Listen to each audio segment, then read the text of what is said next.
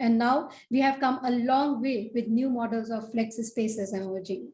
So Realty Plus Co-working Summit of today will have the experts analyze the impact of the new normal of hybrid and remote working on commercial real estate, the changing face of traditional workspaces, and will also deliberate on the considerations for scaling up the co-working operations. And with that context, let's begin the Realty Plus e-conclave with the first session of the day, Grow and Scale New Business Opportunities. Let me introduce our eminent panel. Conducting the session will be Sidharth Dhawan, Regional Head, Agile Real Estate, APAC, CBRE Asia Pacific. As the Agile Real Estate Leader for Asia Pacific, Sidharth Dhawan heads CBRE's delivery of comprehensive Agile Real Estate strategies for occupiers, investors, and flex space operators. Sidharth and his team also develops tools and resources that help deliver optimized portfolios for occupiers and differentiated higher yield assets for investor clients. He's a well-rounded real estate professional with over 10 years of experience across functions, investment, management, development, brokerage, and asset classes, retail, office, residential. So that is our eminent moderator of the session. Let me now introduce our expert speakers in an alphabetical order. Let me welcome Azaan Feroz Sait, Founder and Chief Happiness Officer, The Hub.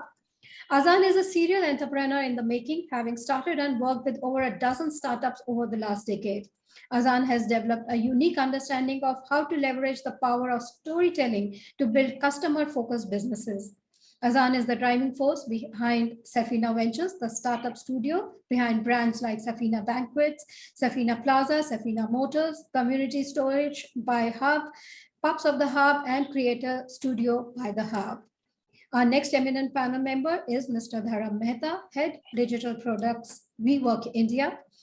Dharam is the head of digital products at WeWork. He has been with the organization since May 2017 and was formerly GM West, WeWork India.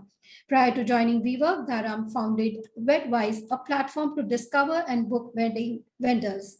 He was also the CEO of Delton Group's hospitality division. Apart from this, he has worked with Bacon Capital Partners and Deloitte Consulting.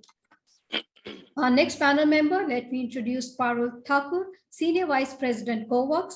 Parul's multidimensional career with the hospitality industry started in the year 1997 as a sales professional. Over the last 2 decades, she has worked in various disciplines in leadership roles, creating winning teams and growing organizations from grassroots upwards.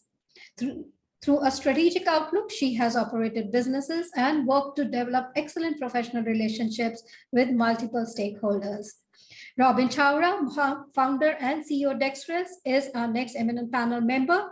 He holds master's degree in architecture from University of Michigan, Ann Arbor, and has worked with architectural firms K. Tan Architects in Singapore and Siri Architects in Mumbai, acquiring a unique skill set of managing contextual and spatial logic with that of unique formal expression.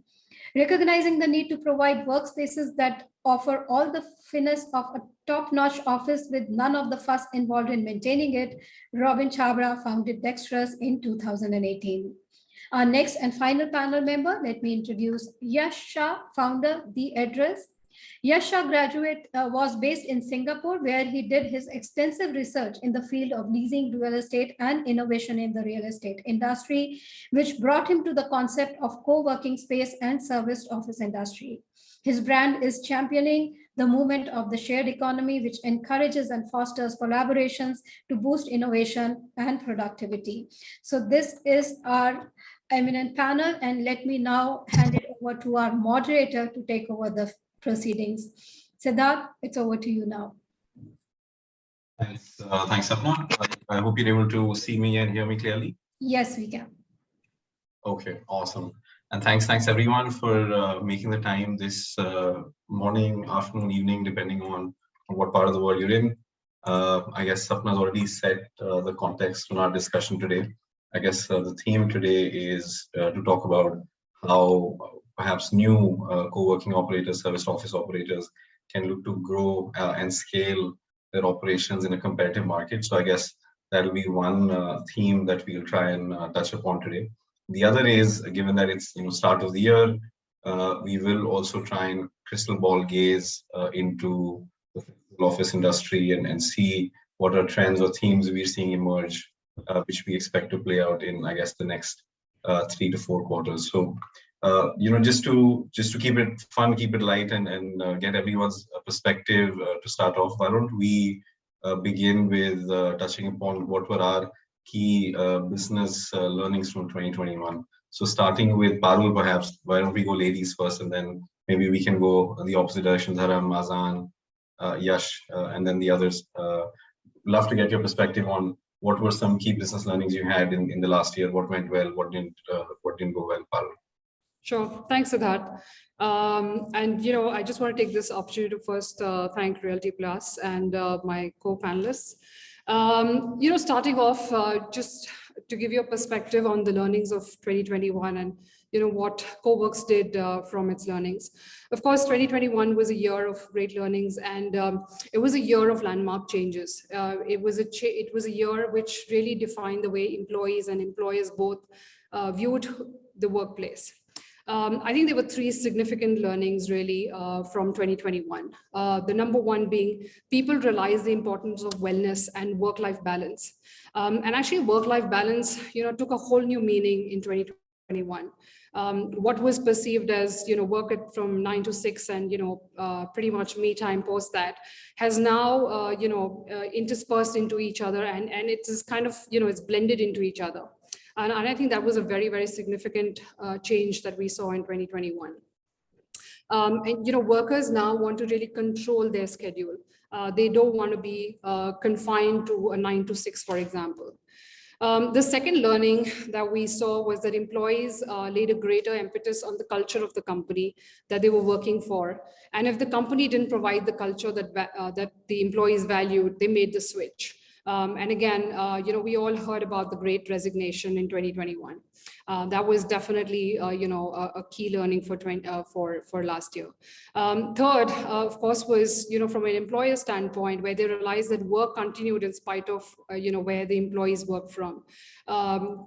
The financial sector, for example, up until now, it was unheard of for them to consider anything apart from traditional real estate, and they also realized that in order to stay competitive in the market and to retain employees, and to of course retain and hire new talent, they had to change.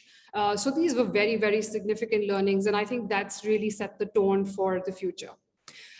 These 3 factors really gave rise to the new work culture and the new normal for the way employees and companies work view the workplace.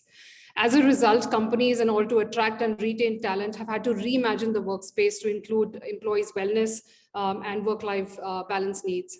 Organizations are transitioning from human-centric approach that prioritizes their employees' well-being.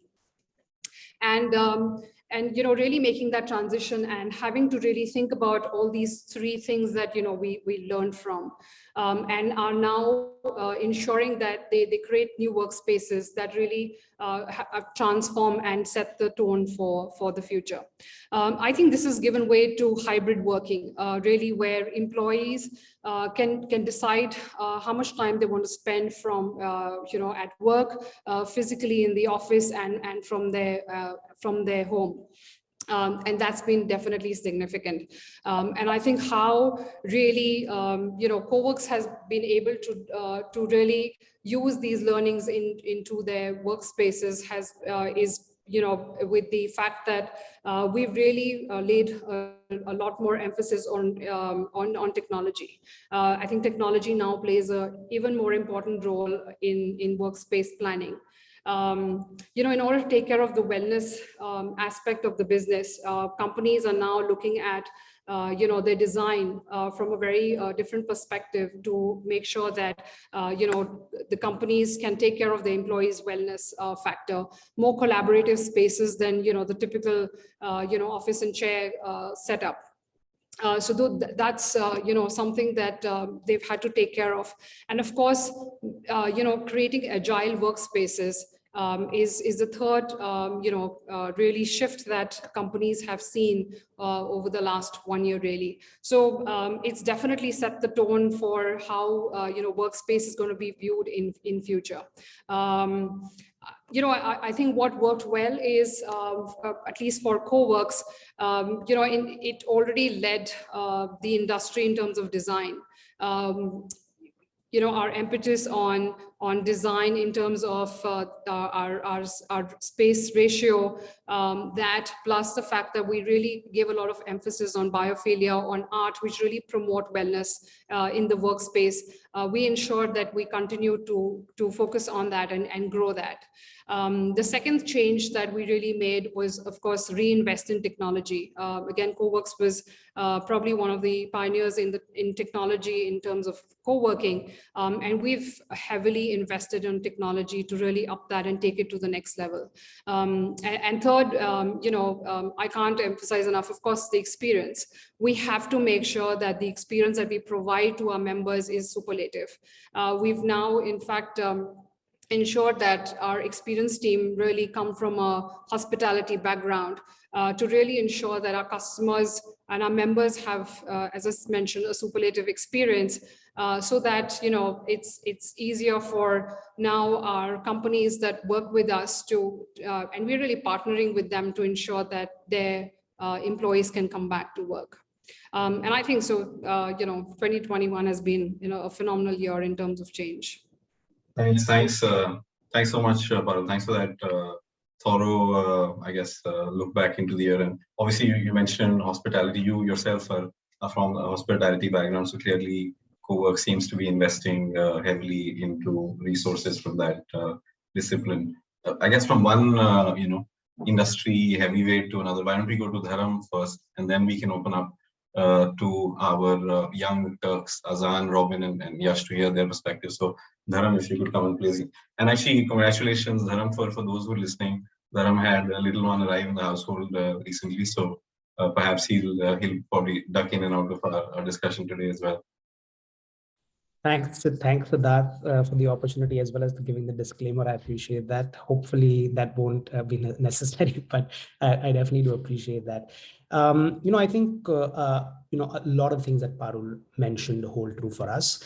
But if I had to summarize a couple of key learnings that we at least realized and have imbibed since 2021 is flexibility, adaptability, and taking a very human-centric approach with everything that we are doing right now, whether it's a member who needs to, because of a business reason, needs to either move, break contract, expand contract, reduce the number of space that they have with us. We've realized to be relevant and to sort of make sure that you're doing right by member, you just have to support them with everything that's going on with them, right? That's one aspect of it. The second aspect is just in terms of our offerings. We used, our shortest offering was a month-long lock-in offering. We realized that given what's going on, everyone's looking, whether they're a small company or they're a big corporate, they are looking for like very high level of flexibility. So we have day passes. We never used to give out conference rooms to anyone but our members, but we are even allowing non-members to book conference room by the hour, right? So basically we've made our offerings into bite size so that it's easily digestible, so to speak. And that's the need of the hour. Like we have a lot of our enterprises whose employees need to just go and use a space for one day somewhere, right? And it doesn't make sense not to allow that. So just figuring out what our customer needs, both existing as well as potential customers.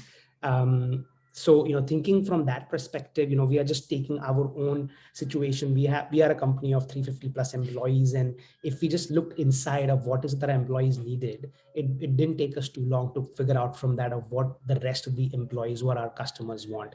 And the same thing with our landlords, right? I think what a lot of our landlords are also realizing is, if they are not flexible, if they are not sort of being adaptive and accommodative in what we as tenants come to look from them, then, a lot of time the deal doesn't work out. So across the spectrum, whether it was with our employees, starting really from that, to our members, to our partners, such as our landlords. What we really sort of realized is you need to be flexible. A lot of rules that were sort of set in stone have been erased, and they have to be either rewritten or just have to be customized on a situation to situation, what's happening in that situation. And, I think if you are human centric, if you keep your customers, your employees, your partners at heart, and sort of you think from their perspective, generally we've seen that we are able to come up with solutions which are creative and flexible. So I think for us, just realizing that we have to be flexible in everything that we are doing until things settle, if they ever do. So we've become very nimble, we've become very adaptive in a lot of things that we used to do. And I think that's really been the biggest learning for us. Thanks so much, Dharam, for that. Azaan, why don't you come in and tell us what have you been learning over the last year or so, what your brand has been learning? You're on mute, Azaan. Yeah, sorry about that. Thanks, Sidharth. I just want to start off by thanking Tripti, Sapna, and the entire Realty Plus team. They've been supporting me for the last 3 years. This is actually my 3rd year speaking at the Realty Plus conference. I was just 25 when they kind of brought the opportunity to me, and it's been a phenomenal learning experience just being part of these sessions and listening to all the leaders in this space. I think for us, just to give some context, co-working makes up a really small slice of our overall out of the landscape of things that we do. So I run a startup studio out of Bangalore called Safina Ventures. We have a shared spaces wing within it, in which we have co-living, co-working, retail, and warehousing. And we have, over the last 2 years, we've pivoted a lot of our real estate team into our digital communities team, where we have a reach of about 13 million people in India a month.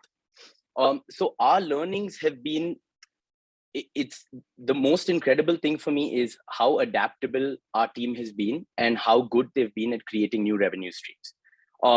On the flip side, the thing that's been the most painful to watch, because we work with mostly smaller players when it comes to our co-working space, is the pain that they've had to suffer through. And I think that pretty much sets the context up for a lot of the things that we're going to be discussing today. Thanks so much for that, Azaan. Shall we go to Robin and then finish with Yash?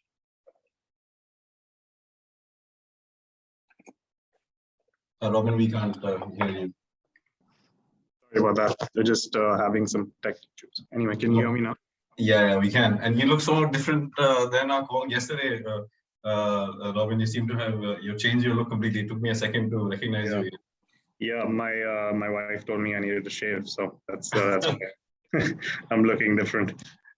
So yeah, thanks. Thank you to Realty Plus for having us here. I think it's awesome to see everybody here on the panel. It's always humbling to be part of it.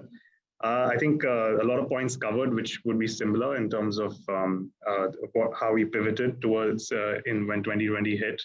I think the points really in terms of, there are 2 points mainly for us. One is that we had to kind of reevaluate our stakeholder relationships and have a very honest conversation, whether it was with the landlords or with our clients. I think because we were running through all the lockdowns, it was important that everybody understood that everything continues the same quite often, and it's not as easy. And I think what was also important was to recognize that everybody was in the same boat and everybody was suffering. So that really helped us navigate that space quite well. And I think everybody who was on the table kind of had that respect established. So that was one. And then second, of course, flexibility in terms of design has always been a focus for us. And I think that helped us a lot be able to deal with the changing requirements from client to client. Some clients may have downscaled, some clients, perhaps wanted a different configuration. So I think those are kind of 2 important learnings, and flexibility of lease, further finding ways of how to create better structures also helped a lot of our clients kind of sustain and things like that. So I think being quick on your feet was very important. And I think the employee side was really interesting because we had to go completely online and coordinate with each other during lockdowns and things like that. And that's very difficult with a physical space.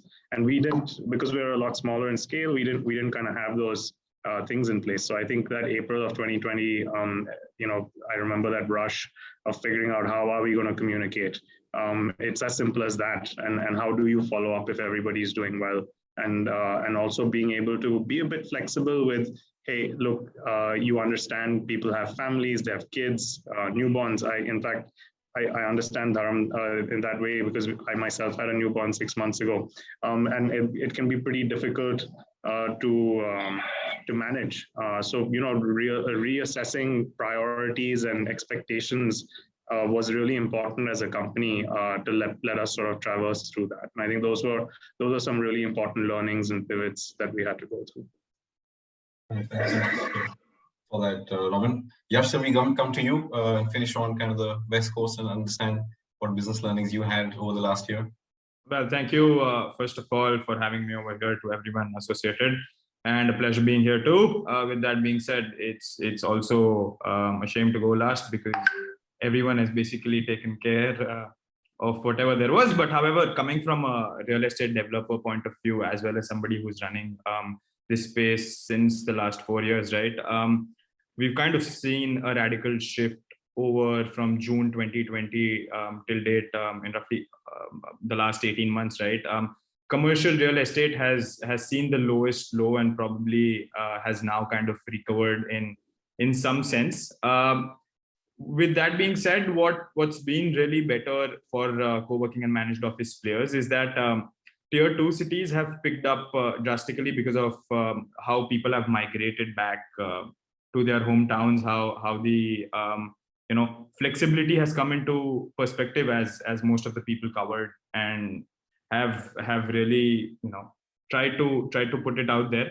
With that being said, as I think Parul quickly brushed up, was the tech enablement, which has come into perspective, which was not there for major players, or in some sort of way, but has now basically taken over the market in a pretty different way.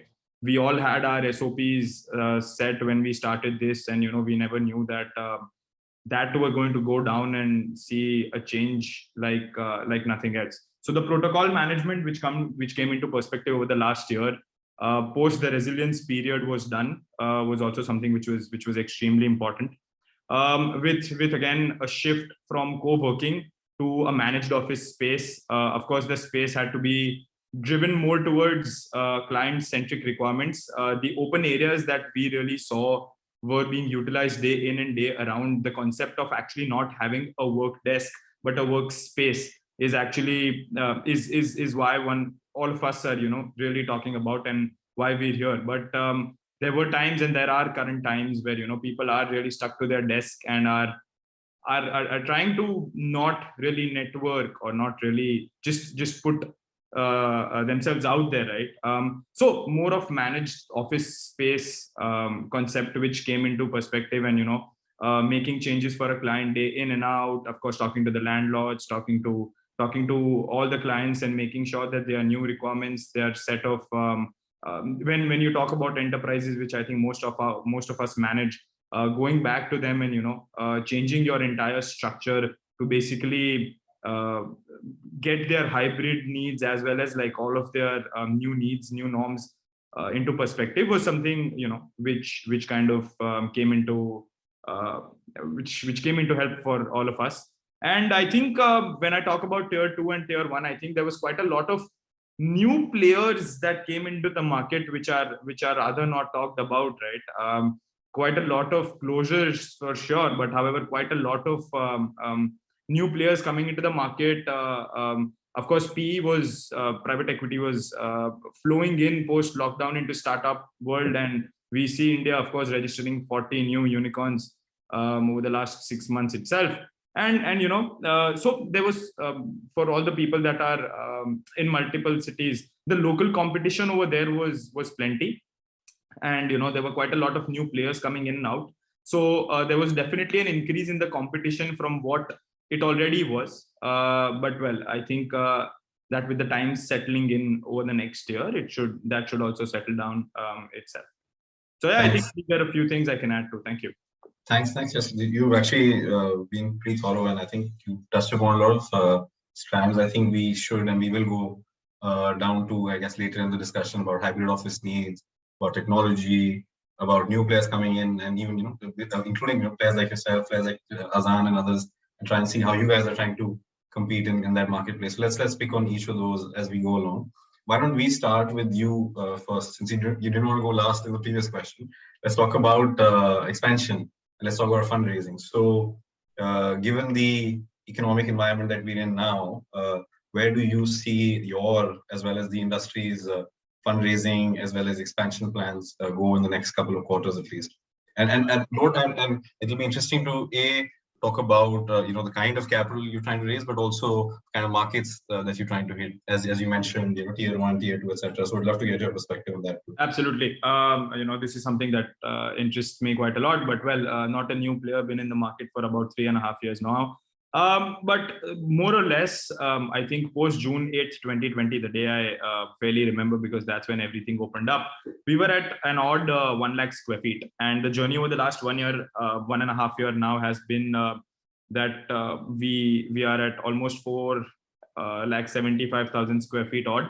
And that 375% growth that we are talking about has kind of come because of the need of the hour of major enterprises seeing the need to move to something which is as flexible, correct? Not just flexible in terms of their rentals, in terms of their ease to move in and move out, but rather flexibility in terms of just building a new space, from grounds up, and making sure that it is managed as per their norms. With that being said, we're looking forward to be raising a small round of $3 million in the coming 2 quarters. We should be doing a little bit of debt funding out there because the security deposits, which of course come in, right? That would be helpful if that kind of came out of debt funding over equity funding. And one of the major reasons why I think we all know over here is that real estate, and of course co-working being a pretty capital intensive industry, of course looking at what kind of structure do you really follow to crack your deal with the landlord or whosoever you do with, right? But of course big money involved, and we should be raising at least a $3 million round over the next 2 quarters to facilitate everything that we have.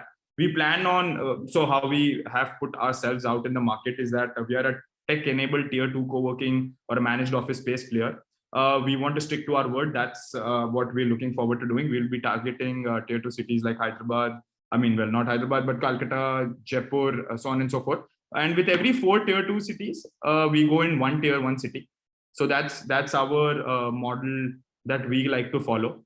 Of course, and as I said, I think we've seen quite a lot of changes which are moving now from tier 1 to tier 2, because I think tier 1 cities have been rather kind of taken it to the full, and we're seeing those like Indore, Ahmedabad, to say the least, grow so much, right? Nobody could have actually thought of in 2017 when we started, 2018 or when we started, that there will be at least 20 players out here which would take up a good 9% of the market, entire commercial market, just as managed office space players, and we've seen that.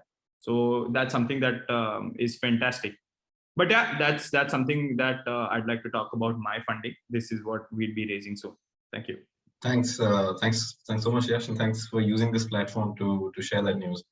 Why don't we also then get Coworks' and WeWork's perspective on this? So Parul and post that, Dharam, what are your fundraising and expansion plans looking like, till whatever degree you're able to share with this group for the next couple of quarters at least? So Sidharth, from a Coworks perspective, we have huge expansion plans. We, of course, as you're aware, we are part of a Brookfield. We are part of the Brookfield portfolio, and we have 47 million square foot of space to play around with right now. So we have, as I said, major expansion plans. We've already charted it out over the next 3 years. Just over the next 6 months, we're opening 6 new centers, of which 2 will be new cities, which is Noida and Pune is where we're looking at, and we we will, be announcing our opening dates very shortly. That said, of course, we're heavily invested in, working with our partners to operate managed office solutions across the country. And again, we have a great, portfolio with Brookfield Properties to play around with. That said, if there's a great opportunity, we will definitely look at expanding to, tier 2 cities as well. We are working right now with a company that where we are evaluating, setting up shop at in tier 2 city. So huge expansion plans, and again, because of our Brookfield affiliation, for us, space is not a consideration. Thanks for that, Parul. Dharam, what about yourself? I mean, now that you guys are publicly listed, a lot of your information is anyway out there, but we'd love to kind of understand how you're thinking about India expansion in this year. Yeah, it's interesting you mentioned that. Just sort of to clarify, so a public listed entity is the US entity, right? We are a franchise operation, so we don't really roll into what happens at a global level. Obviously, the fee that they collect from us is a part of the revenue stream that they recognize, but not the overall operations. But having said that, we are about close to about 3 million square foot already established and open. In 2022, we are looking to add another million odd square feet. The locations have been identified. Our similar to probably some of the other panelists, our growth plan is for more asset light expansion as much as possible. Do more of managed offices. We are seeing a lot of demand for that. We are going to stick to our core markets. We are right now in 6 cities, and that's pretty much what we are going to stick to for 2022. And the exceptions would be if it's a managed office deal, which we have a few in the pipeline that we are considering. So we are looking to grow the portfolio by 35% in 2022. We are seeing a lot of great demand. We are already about close to 72% enterprise member base, and that continues to drive and push our business forward. We've introduced a whole bunch of new products like WeWork On Demand, all access passes. On demand is the daily pass. All access, basically one monthly pass gives you access to every single WeWork in the world. Actually, we've launched virtual office solutions. So we've also expanded our portfolio quite a bit. We are seeing significant demand, and those are very sort of high level what our expansion plans are. Thanks, Dharam. I think it is an interesting point about how, I guess, customer needs are evolving and your product mix is evolving to meet that customer need. Would you want to touch upon your all access pass to a bit more degree? And also there's been some recent announcements that WeWork has made around tying up with other tech aggregators which allow for this access. So till whatever degree you're able and willing to share, will be interesting for the panel. Absolutely, right. I mean, I think I started off by saying that what we've realized that all of us just need flexibility right now. Doesn't matter what is the size of the company that you're working with. Even an Amazon employee needs flexibility, and even a small startup needs flexibility right now. So with that at the heart of it, we've introduced a whole slew of products, right? One is On Demand, which is essentially a daily pass. One is All Access, which is a monthly pass, which gives you access to every single WeWork, access to meeting rooms and all of that. You're not tied down to any specific location. We have virtual offices, which you can register your office, get a, like a GST registration, ROC registration and all of that without being a physical member. We've introduced conference room packages, so you can just book a meeting room for an hour, even if you're not a WeWork member.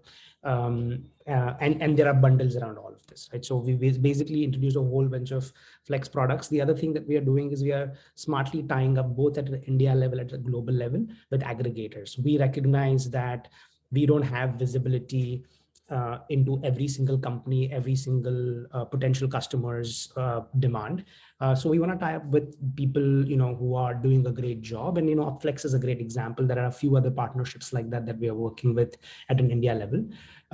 We get access to Upflex, like basically all of Upflex members get access to our space, and WeWork members can sort of book spaces within the Upflex network, right? And the point again being, let's do what's the best for our members. They might need an office in, I don't know, middle of Russia somewhere, or in South Africa, and WeWork is not there. There isn't a reason why a member should suffer. So let's tie up. Let's sort of become a part of a bigger network, so everyone, the whole network effect kicks in and everyone benefits from it, right? So that's the thought process behind all of these partnerships. We want to give options, flexibility for people to work from wherever they want to, whether it's close to their home, whether it's close to where they're traveling to, whatever the need of the hour be. That's what we want to provide.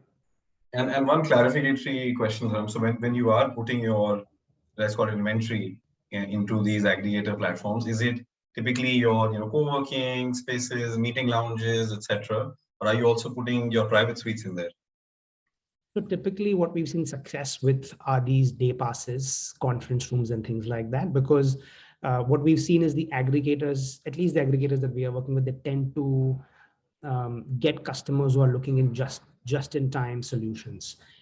So that's what we provided. We're not opposed to it. We want more members within our spaces. So we will, but what we've seen typically is this is where a majority of what the traffic coming in through aggregators is about. Got it. Thanks, Dharam. And I think let's switch gears a little bit. I think we've spoken about our learnings from the last year and also, I guess, recent themes. I'll try and make, I guess, the rest of our questions more forward-looking. So I guess our audience can see where the industry is going in general. And then secondly, we'll try and pick strands around how young co-working operators can come into this marketplace and compete. So Azaan and Robin, why don't we come to you and try and understand how do you see your current customer mix and how do you see that evolving? And then how do you differentiate that versus the the large enterprises that some of the larger serviced office players or co-working players may be targeting? So Azaan, why don't we start with you and then maybe we can go to Robin. Sure. So we've actually been in this space for the last 5 years. My family operates a portfolio of about 500,000 square feet of real estate. And we're still in the phase where we're running experiments. We have co-living, we have co-working. And I got into this space just to figure out, to future-proof ourselves and as this transition happens towards shared spaces, right? It was more of a defensive move when it started out. But what we're realizing now is that right now out of our portfolio, only 5% is in shared spaces. 95% is still coming from traditional leases. But we can see a very rapid transition towards our tenants asking to switch over. So that's something that we feel fortunate we made that move at the right time. So we have our processes in place to manage that transition. We work with our clients in 3 ways. So we have traditional leases directly with clients out of our properties. We partner with other space operators, such as the executive center, to create better value for customers. And then finally, we have our own brand called The Hub, which is more focused on solopreneurs and creators. So grassroots level startups. So we want to have a leg in each space and help clients kind of transition between what they might. Thanks so much for that, Azaan. Robin, what about yourself? How is your customer mix evolving? Where do you see that going in the next year or so? I think the customer mix for us has largely been professional companies, MNCs, and foreign liaison offices, etc., even pre-pandemic. That, of course, has continued into the pandemic as well. But I think what we've seen is just a sheer larger number of companies look at co-working or shared office spaces as an option for them. And I think here more and more Indian companies have started to look at it more keenly because that concept, I think, since 2016 and now has matured enough where people are taking it a lot more seriously. So I think just the sheer number of companies and as a result, the type of companies has increased a lot. The customer mix is interesting because of the flexibility of membership plans to day passes to fixed desks and all those sort of mixes, you end up getting an interesting mix. It could be from NGOs to solopreneurs, or it could even be freelancers, or and even you could have banks and various other companies who are looking at that. But I think one of the key pivots for us when we expanded to our second center during COVID was to look at the enterprise section more keenly as to what capabilities we could add to our portfolio, as well as use that as a learning curve to see how that is essentially business model, design model, all of those things work. Because we've always been very focused on design, my background being in architecture, I think design thinking and business thinking kind of merging together was a very important juxtaposition for us. We approached the enterprise model also very similarly. We kind of thought about future design processes and construction methodologies and things like that within the existing design to enable us to be able to provide flexible solutions for clients over time. Because you have to remember that we're talking about 10, 20 years as a business model and not 5 as leave licenses tend to be looked at. So I think that was a very crucial pivot for us. And as a result, we've been able to target a whole different range of clients who are larger, who have more complex requirements. And that's been a very interesting sort of learning for us from, and we're still learning. And I think that's kind of pushing the customer mix even more towards a little bit more stability, I would say. Yeah. Thanks for that, Robin. Let me stay with you, Robin, and Parul, maybe I'll come to you after this. You spoke about how, I guess, thematically the customer mix is evolving. In terms of deal metrics, which is average deal ticket size, number of desks, average lease tenure, how do you see that, or how has that evolved recently, and where do you see that going? I think there's been pressure on the overall lease periods for sure, on all clients of all sizes. I think even the enterprise model where you perhaps expected 4 years or 3 years, you're seeing people think about 2 years, maybe doing a 3 with a break or a reduction in size in 2 years. There is a lot more deal structuring there that perhaps maybe the pre-pandemic wouldn't have existed. And I think that pressure is interesting to see, but I also think people are taking those decisions, or companies are taking those decisions based on the current scenario of what they see in front of them, because we've been battered with wave after waves, right? And then a lot of MNCs are also getting learnings or influence from companies abroad, which have seen even more waves and worse waves, in many ways. So I think that influences company decision making currently, but I do think that that's going to change quite a bit by 2023 entering. I think we need to give everybody a little bit of time.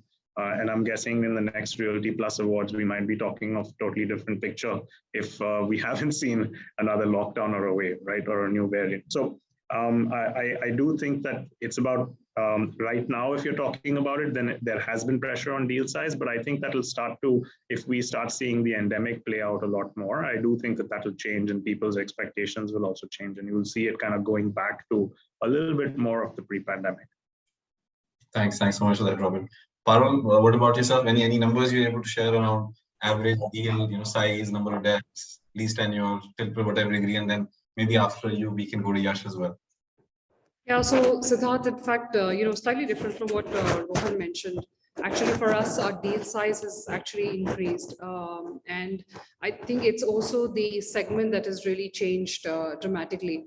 I think in the last couple of years, financial, as I mentioned, that was unheard of, IT, consulting, medical sectors. And, these are the sectors that have really grown exponentially over the last couple of years and have added huge manpower to their teams and have not been able to match up their real estate. In fact, in a lot of cases, they've given up their traditional real estate. So now is a time where they're really thinking of, absolute flex models where, they're considering how much of real estate really to invest in traditional and how much of it to really invest in flex. And I think that's I think a very exciting time for us. This has obviously resulted in a huge demand shift. In fact, in the last 2 years, I would say 70% of our leasing activity has been contributed by managed office, solutions. So we've seen a shift in the deal size and the number of seats take up, to be exponentially higher than what was traditionally done. Also, the tenure, the lease period has definitely, for us, we've seen a definite shift. I think where the typical lease, because we were looking at startups from I think 3 months is now almost upwards of 12 months upwards. I think the average lease size is in the range of 52 to 56,000 square foot for enterprise and managed office spaces. As I said, we're quite excited about making sure that we cater to this upcoming demand. Thanks for that, Parul. Yash, what about yourself? What is average deal size looking like? Thank you. So I think the new sectors that have come in, of course, except from IT, banking and medical billing have kind of increased drastically for us. That is something that did not really, come in quantum to a tier 2 city, but that's what we are seeing. And more so that they're increasing just with us to multiple places. So that is something which is happening. Except for that, the average deal size for us has gone up drastically too. And one of the major reasons for that is because we did quite a lot of managed office space deals, which were in between 35 to 40,000 square feet carpet area in multiple locations. So that has been the shift, and that's I think where we're more or less headed. And for tier 2, again, it's these things have been kind of new for various tenants which are now making the shift or making the move, right? When I said that over the last 1.5 years, the growth has been quite a lot. One of the major reasons behind that is that one company walks in and the others are kind of pushing them to follow the same, right? And that is what has evolved and helped, I think, all of us grow. The traditional companies which we kind of did not thought will make this kind of transition are now sure about going down on their capex costs and focusing on the same.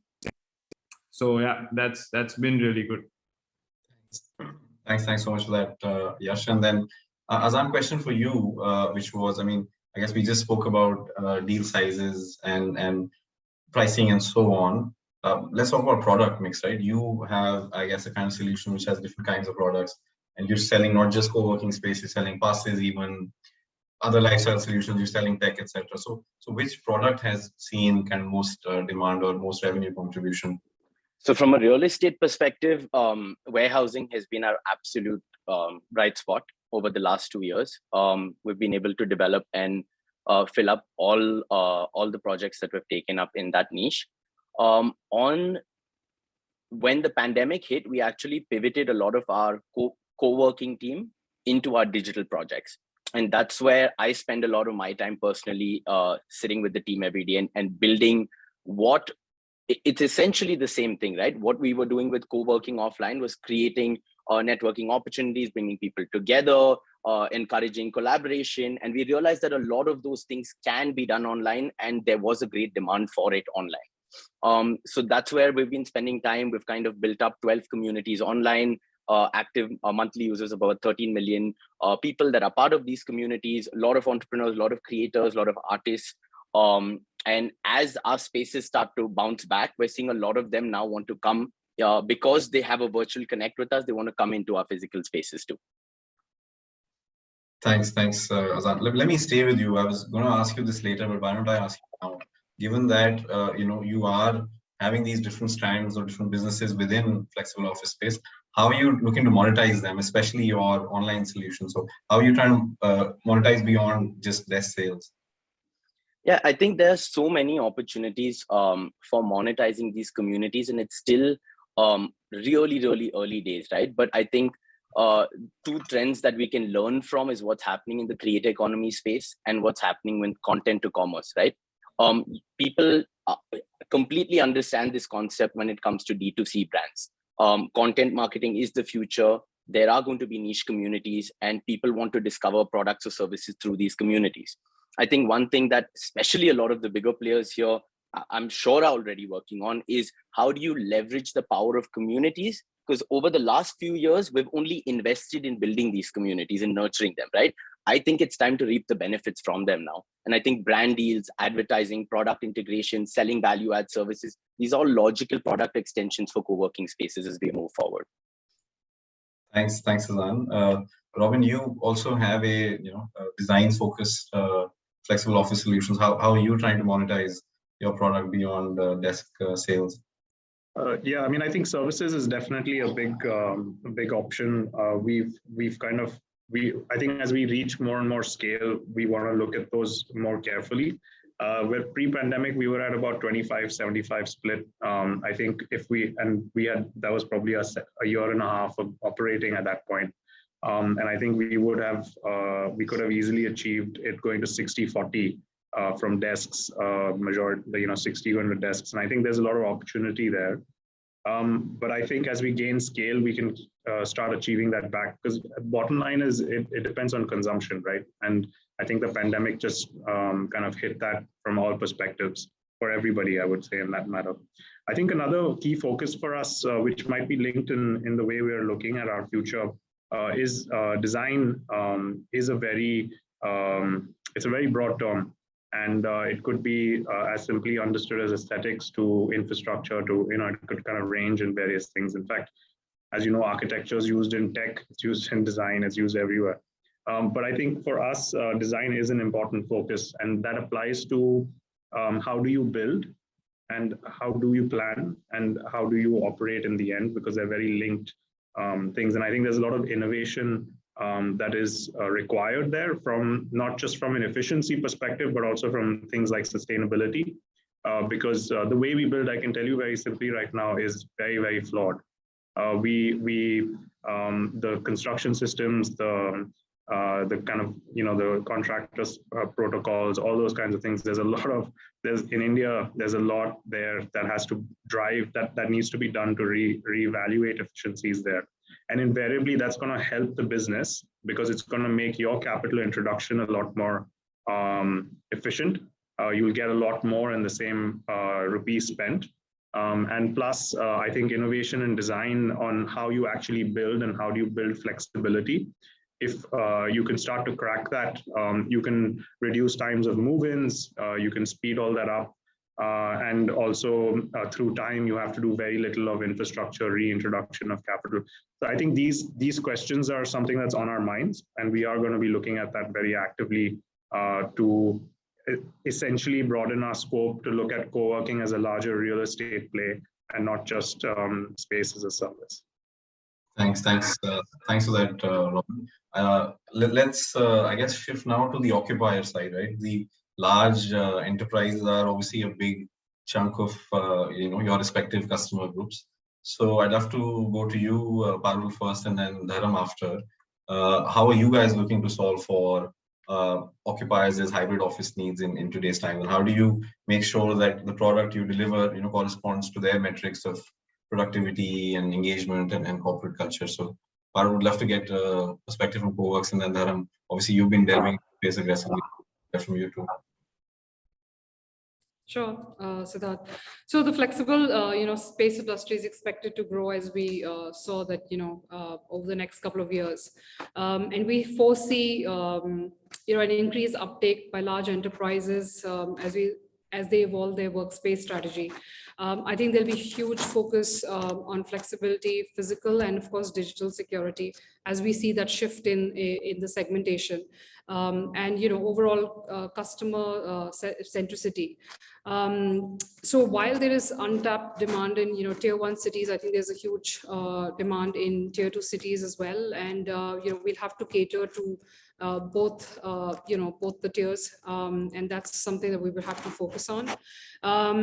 Also, in terms of flexibility, there's I think it's forecasted to be about 25% of the workforce will adopt hybrid working, which will mean that there will be certain amount of fixed seating, and the rest has to be seating which has to be flexible, whether it's in the same office or pretty much a satellite office. So of course, hub and spoke models is something that we definitely will have to cater to.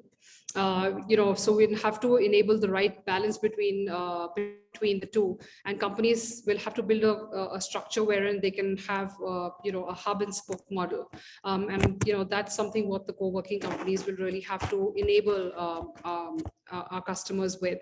And again, if I may say this, I think we see this future, and that's one of the reasons why we've definitely decided to make sure that each of our Brookfield campuses have a Coworks, flex center, as well as offer managed office solutions. So there's pretty much a 360-degree solution to our customers, because that's what they're going to look at. It's not going to be a one size fits all, or it's not going to be a one size that fits one company. They will have to diversify in the way they look at real estate. That's definitely what the need is. And that's what we're going to focus on, making sure that we provide a 360-degree solution to our customers. Let me, Parul, double click on some of what you mentioned. Given that you're also in a unique place, that you are also part of a larger landlord organization, how are you allocating, and how is Brookfield allocating for flex space? Is there a certain percentage that you typically allocate from your campus? X% will always be Coworks. And how is that decision taken? Are you offering different kinds of products, including Coworks and short-term leases? Help us think through the asset management perspective from the landlord side.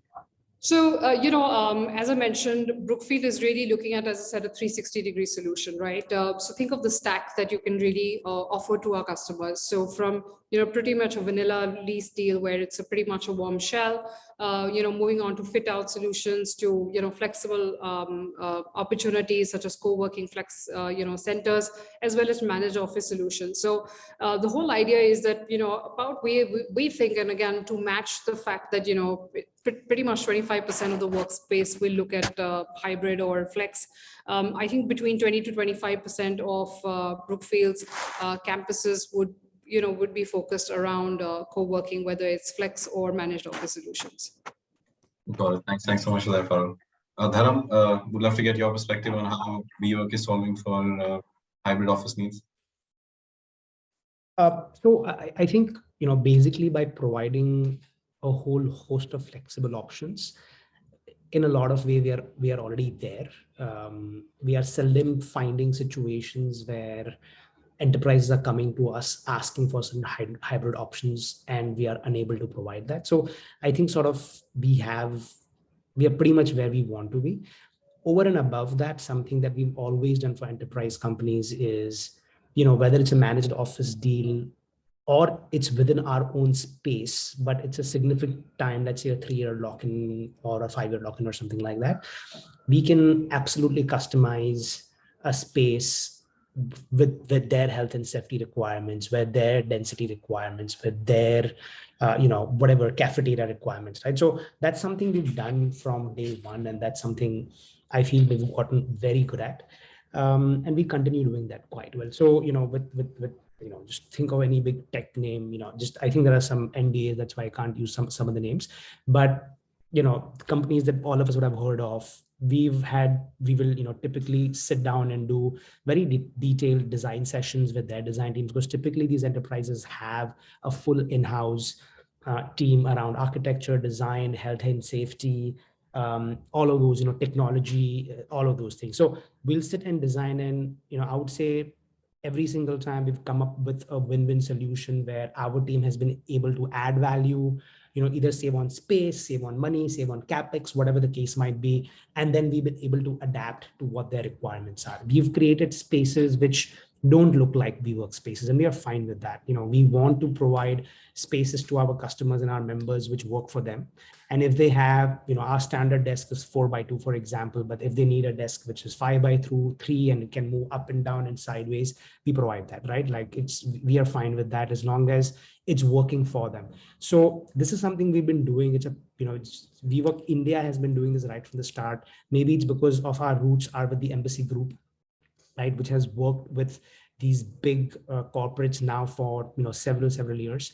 Maybe it's to do with that, but whereas WeWork Global is at maybe WeWork Global at a global level is lesser percentage enterprise than where WeWork India is right now, right? So we've always been very enterprise focused. That segment has just worked for us for several reasons, and whether it's a hub and spoke model, whether it's just a completely customized solution, whatever it is that they need, for I would say pretty much every single time we are able to provide them what they need. Thanks for that, Dharam. I have a fun question, and I'll start with you, which I think speaks to our panel. It's a bit of a David versus Goliath kind of question, right? Which is in the competitive flexible office market that we have in India, and Yash spoke about it early on as well, how there has been a supply of other new competitors as well. How do you expect your peers to sort of differentiate in this marketplace and win at the point of sale? Obviously, it's an interesting question for you because you're a large vendor already, and you already spoke about some of the things you guys are doing. But in that marketplace, where do you see other peers coming through and doing differently in order to win business without giving any trade secrets away? No, are you asking me how we are differentiating, or are you asking how are our competitors? No. How do you expect your other competitors to even compete with you and do different things? Obviously, I'll take it across the panel and get everyone's perspective, but it'll be interesting to get your perspective too about other competitors, not yourself. About WeWork. Yeah, I really think the co-working space is like the hotel industry, right? I mean, there is Raffles, there is a Marriott, there is a Oyo, there is a Sarovar. There are different brands in different locations. There are different price points. There is different loyalty. I mean, I know of people. I lived in the US for a long time, and I used to work for a consulting company. So some of us were like only Marriott. We used to only stick to Marriott, and some of them used to only stick to Starwood. Now, obviously, they've combined and they've become the same. But it could be something as little as they had an amazing experience at a certain property, right? And that one thing got embellished in their head. And so they just become very loyal followers. And until something bad happens, they will stick to that, right? So I think it's a very broad industry. I think there are takers for a lot of different offerings. I think there are there are companies who prefer a certain brand, prefer a certain type of an asset as well, right? Prefer certain locations, prefer price points. So there are multiple things working over here. And I think it's very difficult to sort of say what is the one thing that someone else can do different than us, right? Because obviously, if someone else is doing a kick-ass job with that, everyone and they are winning and they're taking the market, everyone else is going to follow and take it up, right? So, I mean, there was this really interesting case study where I think when BMW and Volvo started, it was very clear what the difference was. And then over 10 years, when the same question was asked, they realized that people were not able to distinguish that much between the two, because essentially BMW focused on safety, and Volvo focused on speed, and all of that, right? And the brands became closer together. So I think, forget the case study, but I think what the customers want is there is enough scope in that for multiple players to be able to come and provide, their own service, whether it's because of a location, whether it's because of, like we, for example, primarily work in grade A buildings in sort of established sort of business locations and things like that. And so if that's what the customer is looking for, we are sort of there. I think it's going to be a while before we go to tier 2 cities. But there are a lot of very profitable operators running great businesses in tier 2 cities. And if that's where the business is established, that's what they. So I think it's difficult to say what is the one thing that's a good differentiator. But I think that's sort of that's what our stance is, right? I think all of us have our own specialties. That's what we focus on. From a WeWork perspective, it's just having an amazing member experience. What a lot of Robin said, like we've always given design and making sure the spaces just feel amazing from the flooring to the music to how you are greeted, just the sense that you get when you enter and walk into a WeWork space, the energy that you feel. We've always been very, very, very particular about that. And I think those are some of the differentiators for us, why we've been able to, at least the feedback that we get from our members is that's what they love the most about us and why we feel we've been successful. Thanks so much for that, Dharam. I think lots of interesting items you picked up about tier 2 cities, about hospitality. You mentioned tech earlier as well. So I guess there's enough to play with. Azaan, I think you have a very interesting product. So why don't you tell us how you're planning to compete and differentiate in this this marketplace? And then after you, let's come to Robin. Sure. So I think with us, we have two things that kind of are playing to our strengths. One is that we're offering an ecosystem, right? So our goal is to make spaces more accessible, and we're doing that in living, working, event spaces, and retail. So I think it becomes an interesting way. It kind of differentiates us because it's a one-stop solution when you want spaces. On the other hand, I think one thing that we will start to see over the next few years as co-working kind of becomes the new gold standard in office space is the only way smaller players can kind of differentiate themselves is if they become niche specific.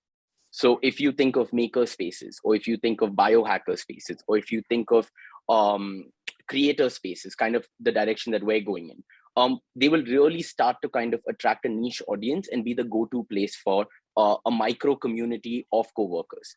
And I think that is a defensible moat, because a lot of the bigger players may not want to go down that path, because there is an opportunity to cater. The Indian co-working opportunity just as a standardized vanilla co-working itself is so big. So I think these are two interesting trends that I see playing out. Thanks, Azaan. What about you, Robin? I think based on the panel, I'll have to give space for free as my differentiator. So it's just to keep things a bit light.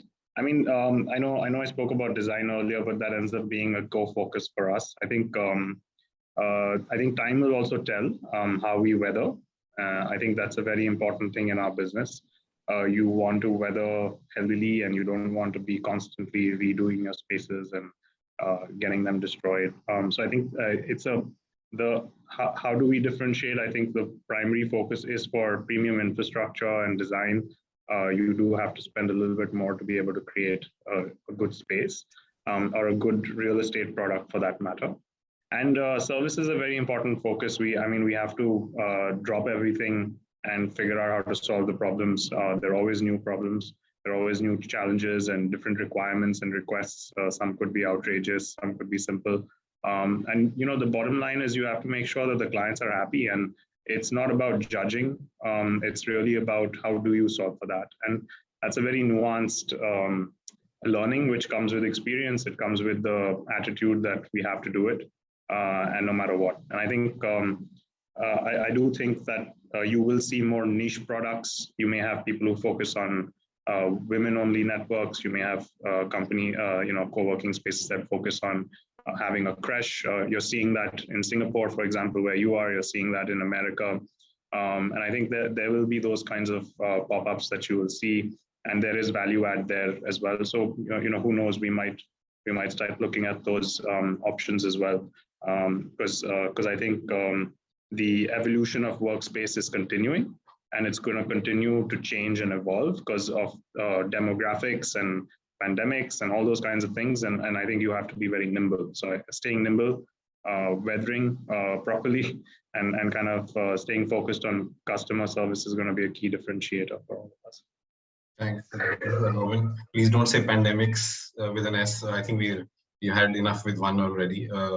And I can see that the other panelists are also here. So I think Sapna would like for us to wrap up quickly. So why don't we, close out with a sort of fun final question for the entire panel. So why don't I start with you, Yash, and then we'll go along.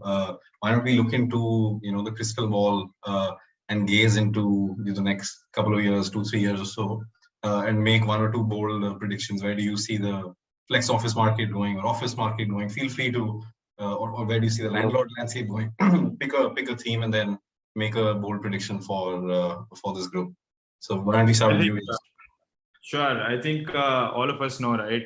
We're all reaching at the managed office space concept. I think as Dharam rightly pointed out while he was speaking, that it's not just going to be the ethos of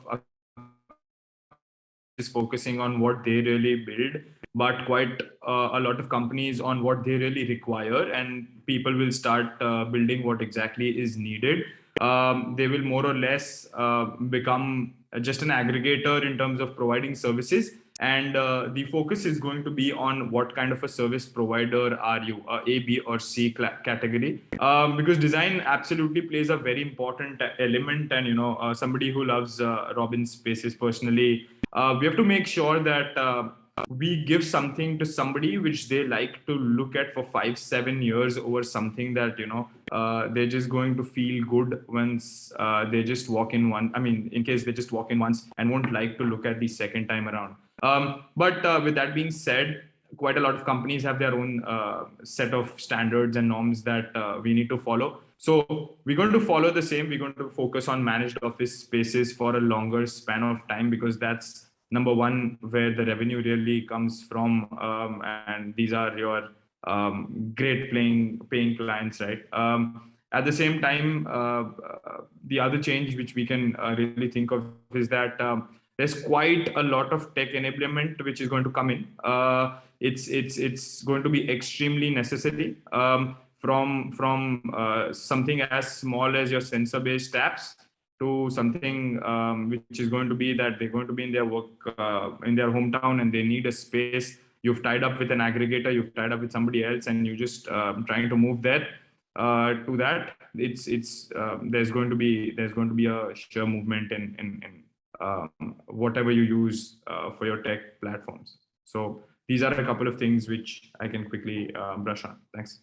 Thanks, thanks, Yash. Parul, why don't we come to you, and then Dharam, Robin, and then let's finish with Azaan. What are your bold predictions, Parul? So, Sidharth, at Brookfield, we have a very, very clear view on what's going to happen, and we are absolutely focused on achieving that.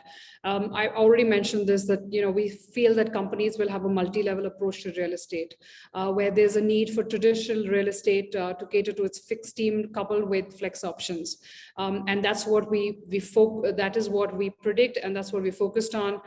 So we have a very, very clear agenda in mind. We are growing. We will make sure that we have a flex office solution at each of our Brookfield campuses, which could, you know, as I said, cater to, of course, you know, you have your traditional lease, but you will be, you know, we will be able to provide flexible options, including managed office solutions. So that's our prediction, and as I said, that's what Coworks is going to focus on. But that said, I just want to let everybody know that we are absolutely open to operating in spaces outside as well, if the opportunity so arises. Thanks, Parul, and hopefully CBRE can help you procure some of those spaces. Dharam, let's go to you. You know, since you're saying bold predictions, let me sort of take a moonshot, right? I think there is going to be a flight of top talent to companies which allow for work from anywhere. I think a lot of entrepreneurs, you know, are realizing that they prefer a hybrid work model, and, you know, that should be allowed to everyone within the company as well. I'm seeing more and more announcements of companies saying that they're adopting the work from anywhere model. I have a feeling that that is here to stay. I don't necessarily think that that's just something that's happening right now because people are because of the pandemic and all of that. I feel that's here to stay, and I have a feeling that that's going to be a differentiator from a hiring strategy, right? So if you're thinking from your customer perspective, you know, I'm thinking, how will their HR think? How will they be staffing their organizations? And I think the more cutting edge companies who want the best talent will provide this. This will become the differentiator, no longer the pay, no longer the perks that sort of come along. But I think work from anywhere will become the biggest perk, and that ends up becoming a differentiator. And how do we, or any real estate developer or commercial office space provider, how do you adopt to that culture, to that, if that momentum picks up, you know, like, are you going to see, you know, 10 co-working centers show up in Himachal Pradesh, in little villages, in little towns, or is that not going to work out? I mean, I don't know, but I feel I just, my gut tells me that something like that's going to happen. And I mean, it's already happening, but I think that trend's going to continue picking up. So nothing really to do with WeWork, but just sort of thinking from a perspective of what's going to happen overall to the industry. I think that's going to become a strong trend over the next few years. Thanks so much for that, Dharam. Robin and Azaan, let's have your quick predictions, and then we can hand it back to Sapna. I mean, the kind of the wider predictions have been made. I guess the disadvantage of going last again, it's reversed as we start. So I think we can just be playful about it. I think in the next 2 to 3 years, you'll see Dextrus beating the WeWorks and Coworks very, very optimistically. But I mean, keeping jokes aside, I think you're going to see more variegated products. More serious answer would be you're going to see more niche products. You might see places in Goa kind of seeing more things, or Himachal Pradesh. I think you're definitely going to see that. I think you might see some consolidation as well. I'm guessing that if some of the bigger cities will see more competition, I don't see why you wouldn't see certain mergers of maybe medium-sized players and larger players happening and things like that. I definitely see that as a possibility. Thanks so much, Azaan. Sure, let me go out on a limb. As a closing thought, I think it's going to be really interesting to see what working in the metaverse might look like, right? I think a lot of the benefits that co-working spaces provide can really be transferred into a better virtual environment than what we're on right now. Zoom fatigue is real, but that doesn't mean that if a better alternative comes up that's between spaces and where we're at right now, that might not significantly eat into the potential market opportunity of what we're playing in when it comes to co-working spaces. I think Facebook's horizons is just scratching the surface, and I just think it's going to be interesting to watch because there's so much talent that's working on stuff in this space. We're actually doing a pilot test with Mehta to see what education might look like in the metaverse. And I think I'm very excited to take those cross learnings and kind of see if we can apply it into what workspaces in the metaverse might look like. Thanks so much, Dhawan. I think that was a nice little way to make a bold prediction and then close out. I think we had a good discussion. So thanks everyone for your time. I think we covered co-working places in Himachal and working in the metaverse and working from everywhere and the landlord perspective. So I do think that we had a wide-ranging conversation. Hopefully, our viewers also enjoyed being here. So apologies, Sapna, we seem to have ran 3 minutes over, but hopefully it was useful. So thanks everyone again, Parul, Robin, Dharam, Yash, and Azaan for your time, and then Sapna, back to you. Yeah, it was definitely a very valuable discussion. A lot of takeaways how in tier 2 cities this segment is performing to the futuristic outlook for this segment. So fantastic. I think and in fact we have covered a lot of the queries that were raised by our audience in the discussion. So Sidharth, fantastic moderation of the panel. Thank you so much for that wonderful conducting of this session. Thanks to all our lovely speakers here for sharing their own experiences and their expertise with us. Ms. Parul, Thakur for being here with us, Dharam, Mehta for being part of this discussion, Robin, Yash, and Azaan, being here with us today and sharing your valuable opinions with us. Thank you so much, all of you. Thank you for being here. Thank you, Sapna. Thank you, Sidharth. Thank you, team. Thank you very much. Thank you, everyone.